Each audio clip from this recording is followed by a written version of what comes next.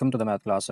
In this class, we will discuss the review exercise number 3, the question number 9 to onward.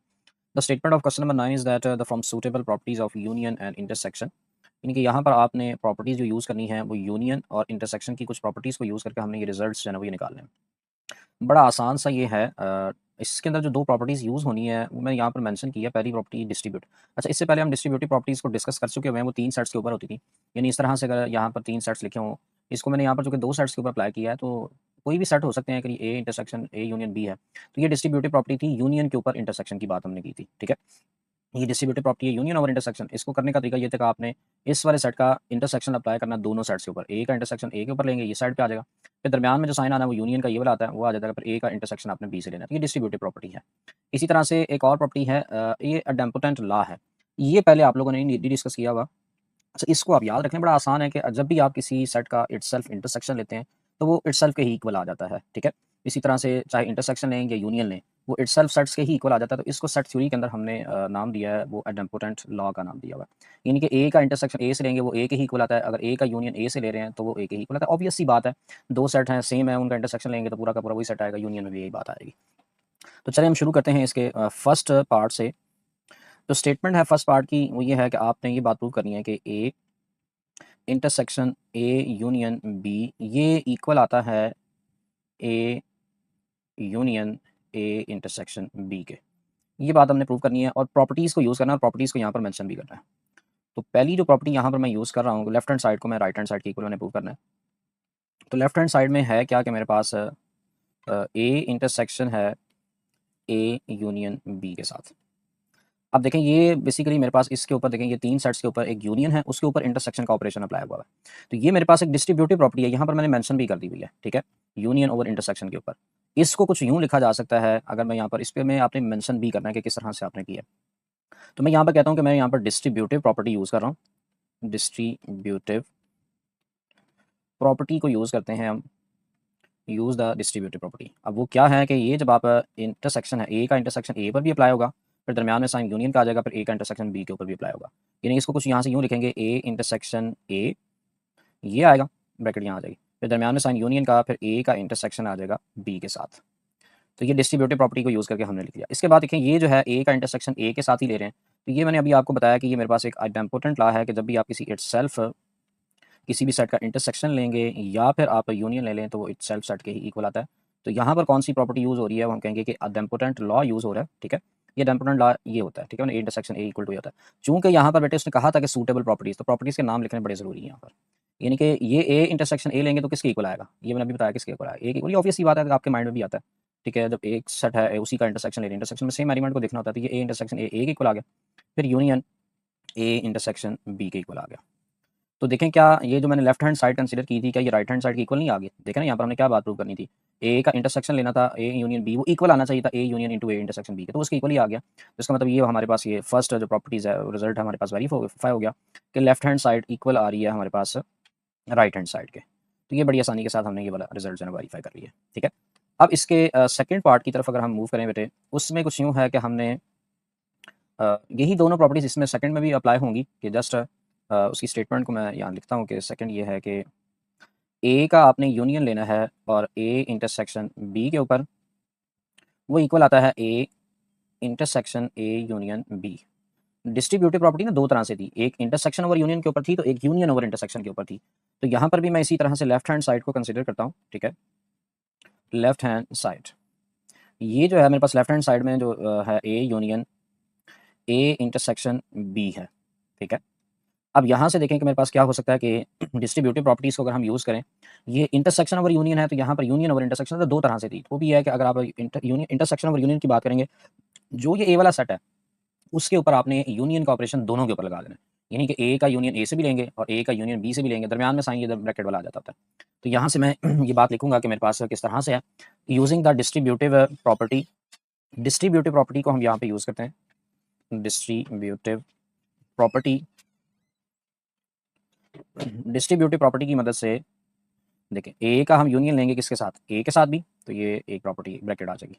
फिर दरमियान में sign bracket का लगाया जाता है, जो कि यहाँ इंटरसेक्शन है तो इंटरसेक्शन आ जाएगा, और ए का यूनियन लिया जाएगा किसके साथ, बी के साथ। तो ये डिस्ट्रीब्यूटिव प्रॉपर्टी को हमने यूज़ किया। अच्छा, यहाँ पर ये देखें, ये क्या चीज़ है, दोबारा से ये आइडेम्पोटेंट लॉ नहीं आ रहा, आइडेम्पोटेंट लॉ मैंने इंटरसेक्शन के लिए भी कहा था और यूनियन के लिए भी कहा था। तो यहाँ से हम कहेंगे कि ये यूजिंग द आइडेम्पोटेंट लॉ को हम यूज़ करते हुए ये बात कह सकते हैं कि ए यूनियन ए जो है ना वो ए के ही इक्वल होता है। फिर इंटरसेक्शन का सिंबल आएगा और ये ए यूनियन बी के इक्वल आ जाएगा। तो देखें ये क्या यही बात नहीं प्रूव करनी थी कि जब मैंने लेफ्ट हैंड साइड को कंसीडर किया तो वो राइट हैंड साइड की इक्वल आ गई, A intersection into A union B. इसका मतलब ये वाली प्रॉपर्टी भी वेरीफाई होगी, रिजल्ट हमने निकाल लिया। तो यहाँ मेंशन कर देंगे बस left hand side equal to the right hand side. तो ये बड़ी आसानी के साथ हमारे पास ये प्रूव हो गया। ठीक है, तो ये क्वेश्चन नंबर 9 था, बड़ा आसान सा था। ये है कि दो फंक्शन हमें गिवन है, एक जी ऑफ एक्स का फंक्शन गिवन है और एक एस ऑफ एक्स का फंक्शन गिवन है। और नीचे उसके कुछ 6 पार्ट्स हमने फाइंड आउट करने के लिए कहा कि इन फंक्शंस की जो है ना कुछ नंबर्स के ऊपर आपने वैल्यूज़ को कैलकुलेट करना है। ठीक है, तो ये इसका क्वेश्चन नंबर 10 है, तो बड़ा आसान सा है, इसको हम सॉल्व करते हैं। इसके टोटल 6 पार्ट हैं, तो फर्स्ट पार्ट से मैं शुरू कर रहा हूँ। उसने कहा कि जी ऑफ 0 की वैल्यू निकाल के दें। जी ऑफ एक्स का फंक्शन मेरे पास है, जी ऑफ एक्स किसके इक्वल है? जी ऑफ एक्स उसने कहा कि 7x - 2 के इक्वल है। अब जी ऑफ 0 की वैल्यू निकालने का मतलब है कि आपने x की जगह पर 0 पुट करना है। तो यहाँ से आ जाएगा 7 इंटू 0 माइनस 2। तो 7 को जब आप 0 से मल्टीप्लाई करेंगे 0 आएगा, तो माइनस का 2 ही बचना है। तो इसका मतलब है जी ऑफ 0 की जो वैल्यू आ रही है वो मेरे पास माइनस का 2 आ जाती है। अब इसी तरह से इसके सेकेंड पार्ट को सॉल्व करते हैं। उसमें जी ऑफ -1 की वैल्यू का हुआ है। तो ये इसका सेकंड पार्ट है। जी ऑफ एक्स का फंक्शन तो आपके पास है, जी ऑफ एक्स इक्वल आ रहा है मेरे पास 7x - 2 के। ठीक है, ये इक्वल है 7x - 2 के। अब जी ऑफ -1 का निकालने का मतलब है कि x की जगह पर -1 पुट होगा, तो 7 इंटू -1 माइनस का 2। 7 को जब आप -1 से बेटे मल्टीप्लाई करेंगे तो माइनस का 7 आ जाएगा और -2, -7 और -2 विच इज़ इक्वल टू -9। तो ये बड़ा आसान से सवाल है। अच्छा, इसके बाद थर्ड वाला पार्ट है। थर्ड भी ये जी ऑफ एक्स के फंक्शन के ऊपर ही डिपेंडेंट है। उसमें हमने जी ऑफ -5/3 की वैल्यू निकालनी है। यानी कि जी ऑफ एक्स का जो फंक्शन है मेरे पास 7x - 2। अब इसको सॉल्व करना है तो जी ऑफ माइनस का 5/3, यानी कि जहाँ x होगा वहाँ पे माइनस का 5/3 आ जाएगा। 7 इंटू -5/3। ठीक है, माइनस का 2। अब ये जो है इसको कैलकुलेट करें तो कटिंग तो होती नहीं है, 7 को बेटे 5 से मल्टीप्लाई कर दें तो माइनस का 35 आ जाएगा और डिवीजन में मेरे पास 3 आ जाएगा और -2 है। इसको अब आप कैलकुलेटर पे ऐड करना चाहें तो कैलकुलेटर पे भी ऐड कर सकते हैं। ठीक है, तो विदाउट अ कैलकुलेटर करना चाहें तो उसमें ये होता है कि अगर इस तरह के नंबर आ जाते हैं तो आपने इस 3 को -2 से मल्टीप्लाई करें, 3 टू ज़ा माइनस का 6 आएगा और -6 में -35 को जब आप ऐड करेंगे तो माइनस का 41/3 आ जाएगा। तो ये इसका सोल्यूशन बनता है जी ऑफ माइनस के 5/3 का। अच्छा, ये 3 जो पहले पार्ट थे ये जी ऑफ एक्स के ऊपर डिपेंडेंट थे। आगे वाले जो इसके 3 पार्ट हैं वो डिपेंड कर रहे हैं मेरे पास फंक्शंस जो आपके पास आ रहा है वो एस ऑफ एक्स के ऊपर आ रहा है और ये क्वाड्रेटिक फंक्शन है। फोर्थ पार्ट में देखें कि हमारे पास सोल्यूशन जो है इसका, इसमें उसने कहा हुआ है कि एस ऑफ एक्स की वैल्यू गिवन है। एस ऑफ एक्स हमारे पास आ गया, फंक्शन है कि 8x का स्क्वायर और माइनस का 3 है। इसकी आपने वैल्यू को कैलकुलेट करना है तो बेटे S of x, S of 1 के ऊपर वैल्यू को निकालना है तो इसका मतलब है आपने एस की जगह पर यहाँ पर 1 पुट कर देना है। ठीक है, एस ऑफ 1 आ जाएगा, एक्स की जगह पर 1 आ गया। अब इसी तरह से 8x का स्क्वायर है तो एक्स की जगह पर जस्ट 1 पुट करेंगे और सॉल्व कर लेंगे। तो 1 का स्क्वायर माइनस का 3, 1 का स्क्वायर 1 ही होता है तो 1 को जब आप 8 से मल्टीप्लाई करेंगे तो 8 आ जाएगा। 8 - 3 विच इज़ इक्वल टू 5। तो ये इसका पहला पार्ट सॉल्व हो गया। सेकंड में उसने जो फंक्शन आपको गिवन है उसमें उसने कहा कि माइनस एस ऑफ 9 की वैल्यू निकालनी है। फिफ्थ पार्ट है इसका, सेकंड कह रहा हूँ। तो फिफ्थ है कि मेरे पास एस ऑफ एक्स की तो वैल्यू गिवन है तो जस्ट मुझे एस ऑफ -9 निकालना है। तो इसको निकालते हैं कि एस ऑफ -9 कैसे निकलेगा। एस ऑफ -9 के लिए यहाँ से बेटे एक्स की जगह पर -9 आएगा। तो ये जो है मेरे पास 8 इंटू आ जाएगा माइनस का 9 होल स्क्वायर और ये जो है माइनस का 3 है। अब ये जो है बेटे 9 का जो स्क्वायर निकालेंगे तो वो तो होता है 81 और माइनस का 3। अब 8 को आप 81 से मल्टीप्लाई करेंगे तो ये मेरे पास आ जाता है 648। ठीक है, 8 वन ज़ा 8 होता है, 8 8 ज़ा 64। तो माइनस का 3 भी आएगा तो 648 में से जब 3 माइनस करेंगे तो 645। तो ये इसकी वैल्यू भी आ गई। अब उसका एस ऑफ माइनस का 7/2 निकालना है। ठीक है, यानी कि एक्स की जगह पर मुझे अब 7/2 पुट करना है। तो इसको भी हम सॉल्व कर लेते हैं। तो यहाँ पर ये इस क्वेश्चन का लास्ट वाला पार्ट है।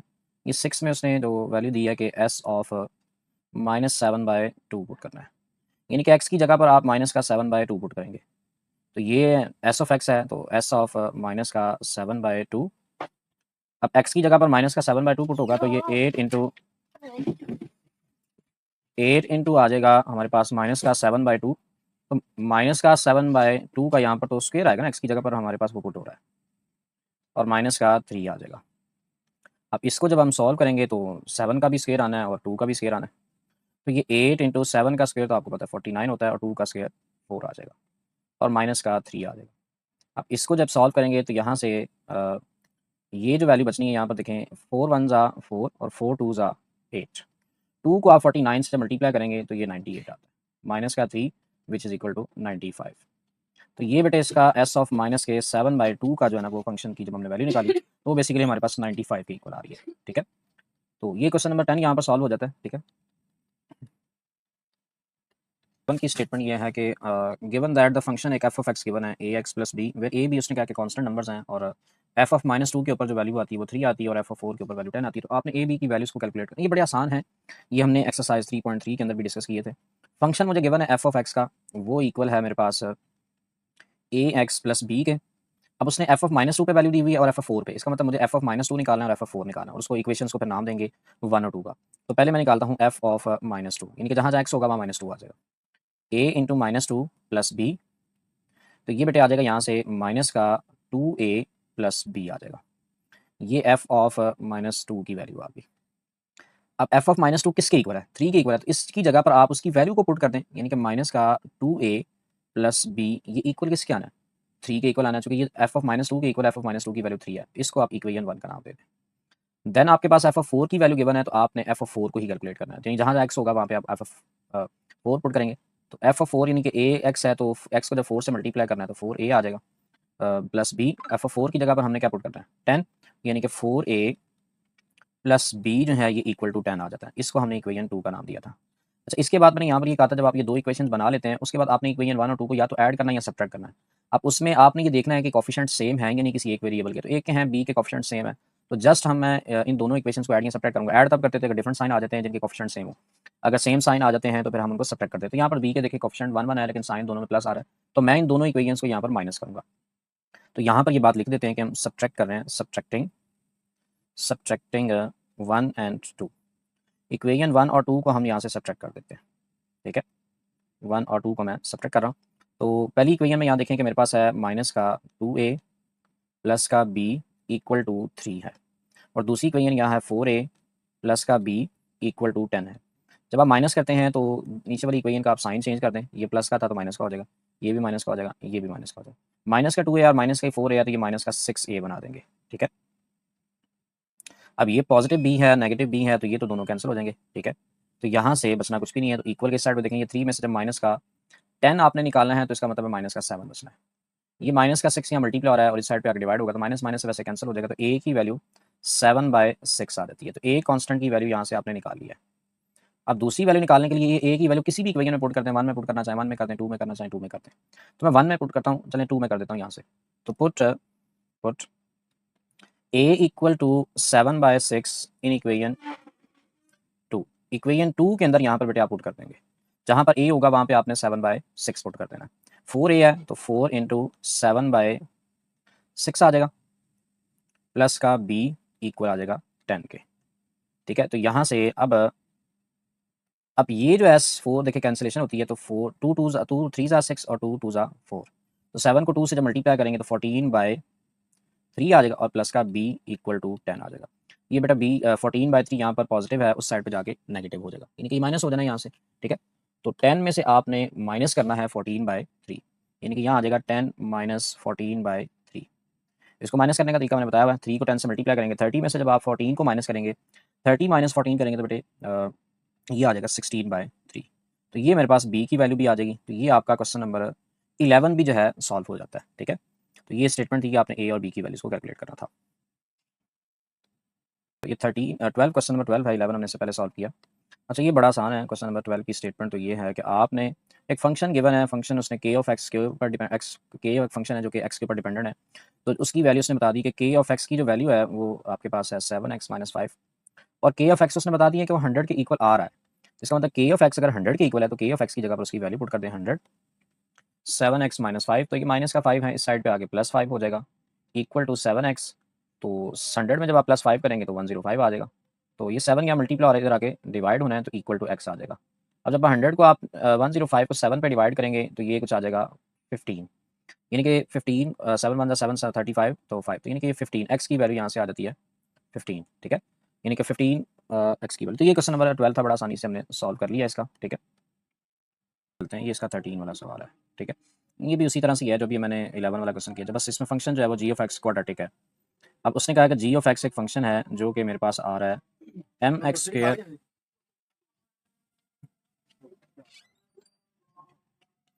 तो जी ऑफ एक्स का जो फंक्शन है वो हमारे पास आ रहा है M X square plus N, ठीक है। तो ये क्वेश्चन नंबर 13 है, जी ऑफ इसमें आपको फंक्शंस दिए हुए हैं G of X M X square plus N, और जहाँ पे उसने कहा है कि एम और एन कांस्टेंट नंबर्स आ रहे हैं और जी ऑफ 4 के ऊपर उसकी वैल्यू गिवन है और जी ऑफ 0 के ऊपर वैल्यू गिवन है, तो आपने एम और एन की वैल्यू निकाली। बड़ा आसान सा सवाल है ये, तो इसको हम सॉल्व करते हैं। जो जो जिस जिस नंबर पे उसकी वैल्यू गिवन है तो जस्ट मैं उस नंबर के ऊपर इसकी वैल्यू निकाल लेता हूँ, उसके बाद पुट करने के बाद दो इक्वेशंस आ जाएंगी। पहले हम जी ऑफ 4 पे निकालते हैं, तो एक्स की जगह पर 4 पुट होगा, यानी कि यहाँ आ जाएगा एम इंटू 4 का स्क्वायर प्लस एन, तो ये बेटे यहाँ से जी ऑफ 4 और 4 का स्क्वायर मेरे पास क्या आता है 16 एम आ जाएगा और प्लस का एन आ जाएगा, और इसमें जी ऑफ 4 की वैल्यू 20 के इक्वल है, तो इसका मतलब 16 एम प्लस एन जो है ये इक्वल टू 20 होगा। इसको आप इक्वेशन 1 का नाम दे दें, ठीक है। अब जी ऑफ 0 की वैल्यू उसने कहा 5 की इक्वल है, तो हम जहाँ पर जी ऑफ 0 की वैल्यू भी निकालेंगे। 0 पर उसकी वैल्यू भी बताई हुई है जो कि 5 है, तो हम जहाँ पर x होगा वहाँ पे फंक्शन के ऊपर x की जगह 0 पुट कर लेंगे, उसकी वैल्यू जो भी होगी उसके इक्वल पुट कर देंगे। तो यहाँ से देखिए मैंने इसको पुट किया है, जी ऑफ 0 की जगह पर x की जगह 0 आ गया, तो यहाँ पर 0 का स्क्वायर 0 ही होगा, m को जब आप 0 से मल्टीप्लाई करेंगे 0, जी ऑफ 0 से कहा था कि 5 की इक्वल है, तो यहाँ से n इक्वल टू 5, ये तो वैल्यू निकल आई n की, ठीक है। तो ये n की वैल्यू जो आई है ये आप इक्वेशन 1 में पुट कर देंगे तो m भी निकल आएगा बड़ी आसानी के साथ, ठीक है। तो put n equal to 5 in equation 1, equation 1 के अंदर जहाँ पर n होगा वहाँ पे आप 5 पुट कर दें, 16m है, 16m प्लस 5 इक्वल टू 20, तो बेटे यहाँ से m 5 प्लस हो रहा है उधर जाके माइनस होगा, तो 20 माइनस 5, तो 20 में से जब आप 5 को माइनस करेंगे तो क्या आना है 15 आ जाएगा, तो ये बेटे यहाँ से 16 मल्टीप्लाई हो रहा है उधर जाके डिवाइड होगा, तो m की वैल्यू मेरे पास आ जाती है 15/16, तो ये दोनों फंक्शंस की वैल्यू मैंने निकाली है बड़ी आसानी के साथ, ठीक है। तो ये क्वेश्चन नंबर हमारे पास 13 सॉल्व हो गया। की स्टेटमेंट को देखें, 14 की स्टेटमेंट को देखें, 13 हमने इससे पहले किया था। शॉपिंग मॉल इसमें 100 products from the various categories labelled उस पे हुआ है 1 से लेकर, उसने कहा कि 100 प्रोडक्ट्स हैं तो 1 से 100 तक रिप्रेजेंट हुआ, और ये 1 से 100 तक अगर रिप्रेजेंट हुआ है ना, हर प्रोडक्ट के ऊपर पहले 1 लिखा हुआ है, फिर 2 लिखा हुआ है, फिर 3 लिखा हुआ है, अप टू 100 इस तरह से 100 लिखा हुआ है, और ये भी कह रहा है कि ये किस चीज़ को रिप्रेजेंट कर रहा है, यूनिवर्सल सेट यू को रिप्रेजेंट कर रहा है, ठीक है। तो यानी कि यहाँ पर यूनिवर्सल सेट के जो एलिमेंट्स की तादाद है वो क्या आ रही है, वो कह रहा है कि 1 से 100 तक है, तो 1 आएगा, 2 आएगा, 3 4 अप टू 100, ये मेरे पास यूनिवर्सल सेट 100 तक आ जाएगा। अब उसके बाद उसने कहा कि नीचे उसके बाद उसको कैटेगराइज किया हुआ है, तो पहले उसने कहा कि सेट ए के अंदर जो 30 प्रोडक्ट्स आ रहे हैं, ए वाले सेट के अंदर जो 30 प्रोडक्ट्स हैं उनकी जो आपके पास लेबल्ड उस पर क्या है 1 से लेकर 30 तक है, यानी कि पहले प्रोडक्ट पे 1 है, 2 है, 3 है, अप टू 100, ये मेरे पास 30 तक आपके पास प्रोडक्ट्स के एलिमेंट्स आ रहे हैं। और सेट बी के अंदर उसने कहा है कि हमारे पास ऐसे सेट आ रहे हैं जो कि 25 प्रोडक्ट्स हैं, और 25 प्रोडक्ट्स के अंदर 31 से बात शुरू हो रही है, 32 होगा, इसी तरह से बात चलती जाएगी तो 55 तक आएगा। उसके बाद सी वाले सेट में उसने कहा कि प्रोडक्ट्स हैं 25 प्रोडक्ट्स ही हैं फिर, लेकिन उस पे जो लेबल हुआ है वो बेसिकली लेबल्ड है आपके पास 76 से 100 तक, 76 होगा, 77 आएगा अप टू 100, और यहाँ से बेटे 100 तक हमारे पास ये आ जाएगा, ठीक है। अब right in the set tabular form find the union of all 3 sets. अगर आप एक तो पहली बात तो ये उसने कहा था कि तीनों सेट्स का आपने जो है वो टेबुलर फॉर्म में लिखना है, तो मैंने तीनों सेट्स ऑलरेडी यहाँ पर टेबुलर फॉर्म में लिख दिया हुआ है, ठीक है। अब उसके बाद उसने ये कहा है कि आपने इन तीनों सेट्स का यूनियन निकालना है, तीनों सेट्स का यूनियन निकालना है, ठीक है। अच्छा, यहाँ पर यही स्टेटमेंट है हमारे पास इसकी, ठीक है। सवाल को मैं देख लेता हूँ, और यूनियन निकालना, यूनियन का मतलब है कि आपने इन तीनों सेट को जो है वो कंबाइन करना है, तो यहाँ पर अब इन तीनों सेट्स का यूनियन निकालना है, तो देख लेते हैं तीनों सेट्स के यूनियन किस तरह से आते हैं। यानी कि यहाँ पर मैंने मुझे ये कुछ निकालना है कि ए, ये इसका दूसरा पार्ट है, ये फर्स्ट पार्ट तो हो गया ना, यहाँ से सेकंड पार्ट इसने कहा कि आपने इन तीनों का यूनियन निकालना है, तो A union B union C, यानी कि तीनों सेट्स को कंबाइन करना है और एक ही सेट लेके आना है, तो देखते हैं किसके इक्वल आता है। तो वहाँ से देखेंगे इस ए वाले सेट के अंदर कहाँ से एलिमेंट है, 1 से लेकर 30 तक एलिमेंट तो यहाँ पर आ रहे हैं, तो इसका मतलब है जो यूनियन के अंदर पहला जो आएगा वो 1 से लेकर 2 3 4 30 तक एलिमेंट्स आएंगे आएंगे, अप टू 100 ये चलता जाएगा और 30 तक आएंगे, ठीक है। पहले 30 एलिमेंट्स तो यहाँ पर आ गए, उसके बाद देखेंगे 31 इन तीनों सेट्स में आ रहा है, तो देखें बी वाले सेट में 31 से एलिमेंट शुरू हो रहे हैं, इसका मतलब है 31 भी आएगा, इसी तरह से 32 भी होगा, अप टू 100 ये 55 तक मेरे पास ये चलता जाएगा, ठीक है। आप उसके बाद देखें यहाँ पर बेटे कि 55 तक चल रहा है, तो आपने 55 के बाद ये दो सेट्स को मैंने कंबाइन कर लिया हुआ है, तो तीसरे सेट के एलिमेंट्स जो है वो बेसिकली 76 से स्टार्ट हो रहे हैं, तो इसका मतलब है 56 वाला एलिमेंट यहाँ पर शामिल नहीं है, 57 भी नहीं है, अप टू 100, इसका मतलब 55 के बाद जो नेक्स्ट एलिमेंट इसमें कंबाइन होना है वो 76 है, 76 के बाद 77 आएगा, और अप टू 100 ये मेरे पास 100 तक आ जाएगा। तो ये इन तीनों सेट्स का यहाँ पर यूनियन कैलकुलेट हो गया हमारे पास, ठीक है, जो कि हमने कैलकुलेट करना था। यहाँ पर ये बेटे क्वेश्चन नंबर 14 की स्टेटमेंट जो है ना यहाँ पर कंप्लीट होती है। अब इसके बाद हमने 15 और 16 वाला क्वेश्चन भी डिस्कस करना है, तो उन क्वेश्चंस को भी हम यहाँ पर अब डिस्कस करते हैं, ठीक है। उसने कहा कि आउट ऑफ 15 की स्टेटमेंट यहाँ देखें कि उसमें लिखा हुआ है कि out of 180 students who appeared in the annual examination 120 pass math test, 90 pass science test and 60 pass था both math and science test. इसका मतलब 3 टेस्ट की बात यहाँ पर हुई भी है, ठीक है। तो मैं यहाँ पर इसको नाम दे देता हूँ कि एक सेट को ए का, ए वाले सेट के अंदर वो एलिमेंट आएंगे, स्टूडेंट्स वो आएंगे जिसने आपके पास जो टेस्ट पास किया है वो कौन सा पास किया है, वो math student who passed math, math का टेस्ट उन्होंने पास किया तो उसके एलिमेंट्स ही होंगे।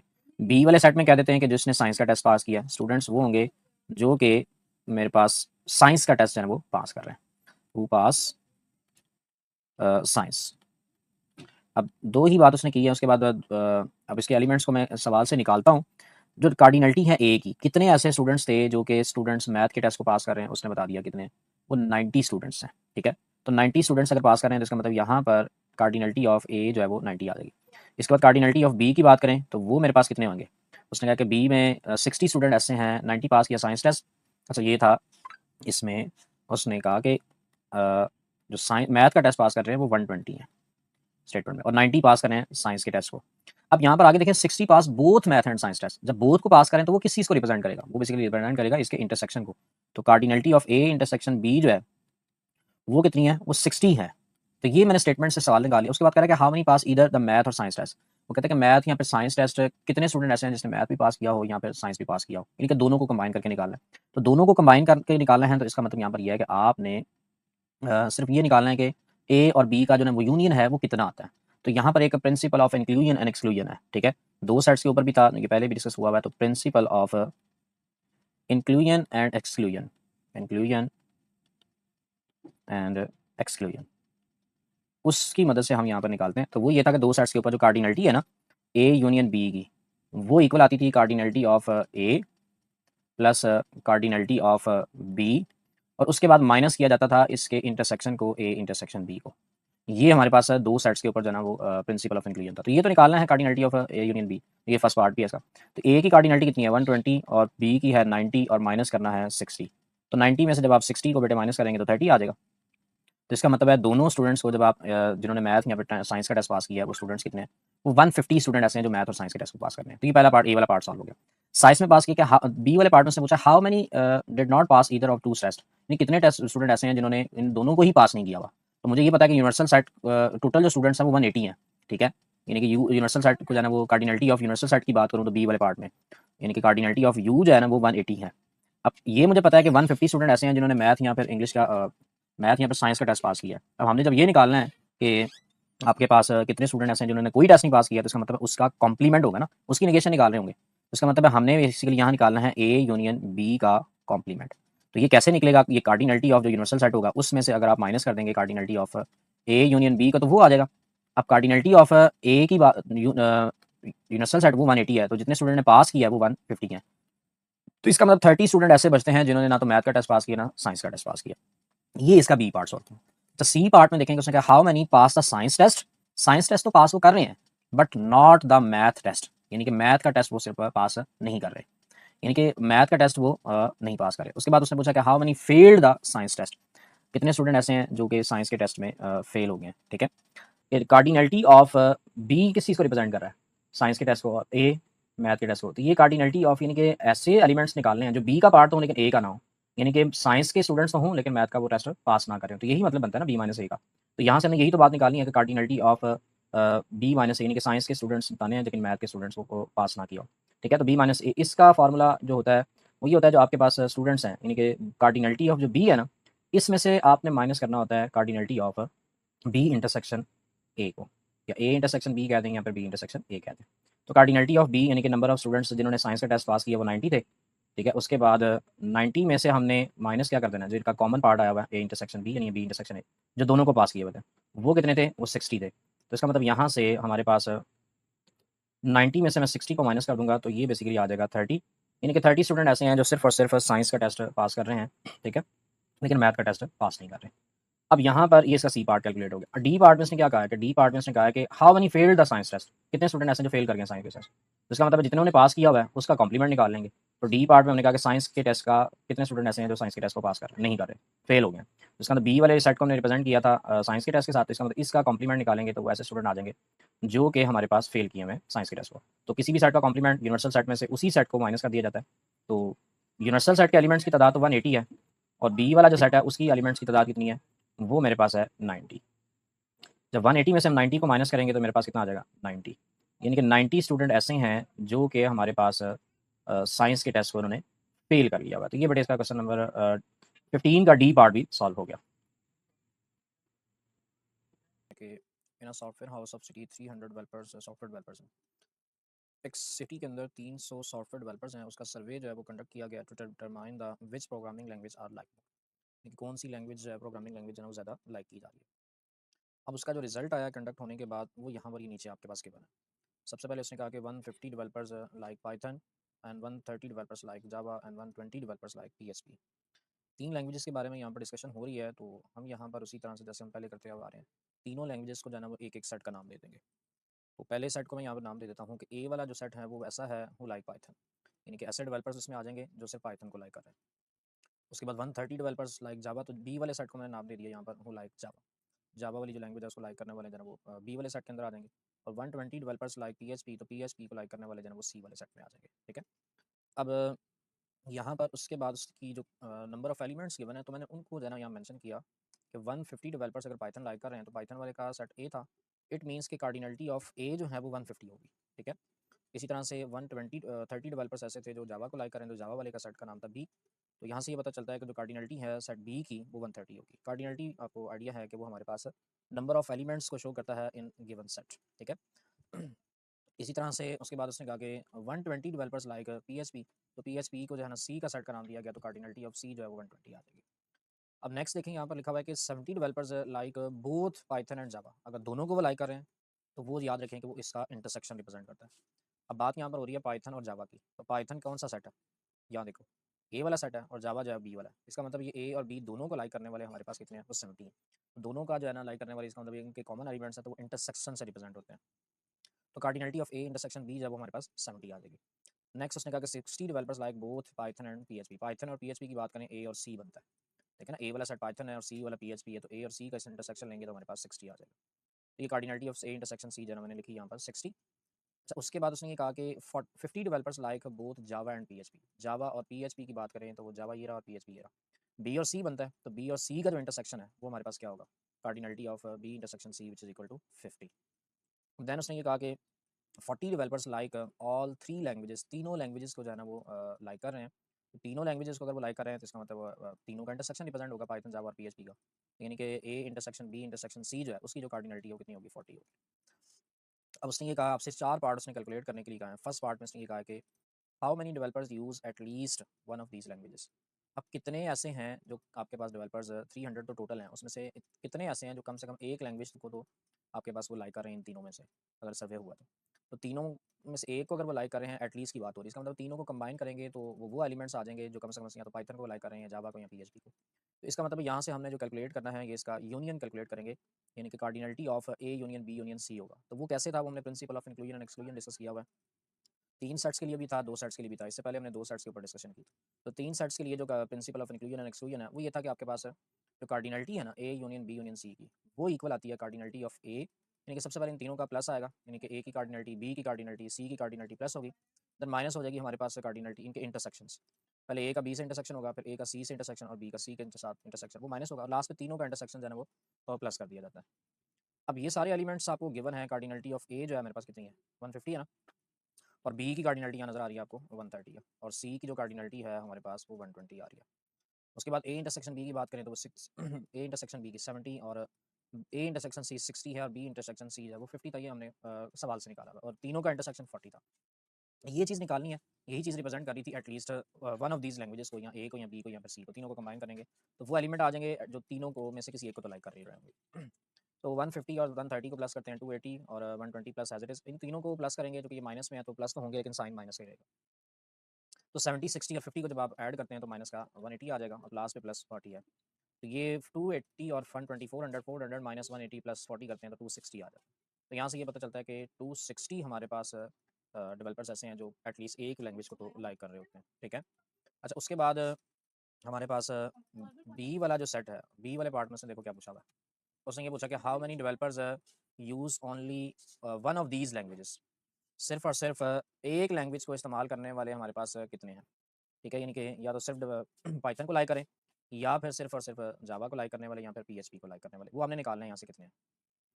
अच्छा, इसके लिए कैलकुलेट करना पड़ेगा यहाँ पर ना, इसको ध्यान से समझें।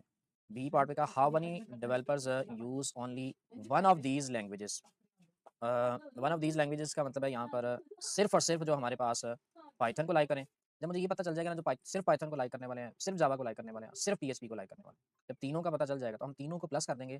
तो तीनों का जो समीशन होगा वो क्या चीज़ रिप्रेजेंट कर रहा होगा, तो ये बात बता रहा होगा कि सिर्फ ये लाइक करने वाले इतने हैं, बी को लाइक करने वाले इतने हैं, सी को लाइक करने वाले इतने हैं।